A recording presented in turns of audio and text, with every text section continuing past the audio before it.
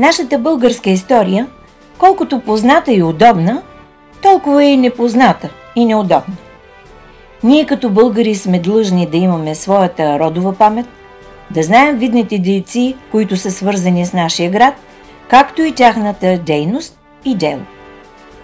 Ще ви разкажа за Никола Ганчев.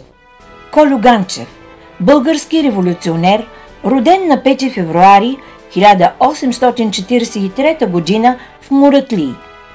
Муратлии се е именувал така тогава, а сега е днешния квартал Кольо Ганчев, който е бил в Османската империя по него време. Не всички са запознати с факта, че Кольо Ганчев е бил съученик и стар познат на Васил Левски, а по-късно става негов верен съратник и сподвижник. След като завършва 5-ти клас на училището в Зарата, момчето усвоява 2 занятия едновременно – обущарство и часовникарство. По професия е обущар. Участва активно в обществения и културния живот на града ни, като театрален самодеец. В края на 60-те години активно се включва в национално-освободителното движение на нашия народ срещу Османската империя. Васил Левски основава Старозагорския революционен комитет на вътрешната революционна организация, чийто председател става Кольо Ганчев.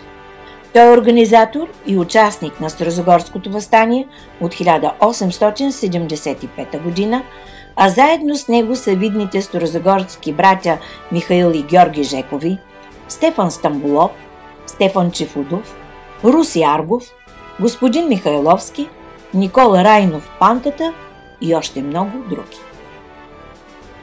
Кольо Ганчев е заловен от турците през месец септември 1875 г.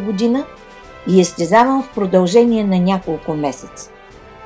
Обесен е публично в Стара Загора на Акарженския алан на 19 май 1876 г. Държал е да бъде облечен с бяла, чиста риза, също като идеята на революционерите за чиста и свята република.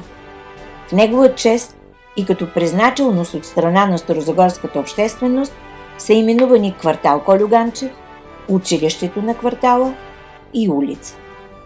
Парк 5 октомври, познат ни като градската градина, е издигнат бюст-паметник на Кольо Ганчев, за да напомня на нас, старозагорци, за неговите 33 години изживяни с достоинство и чест.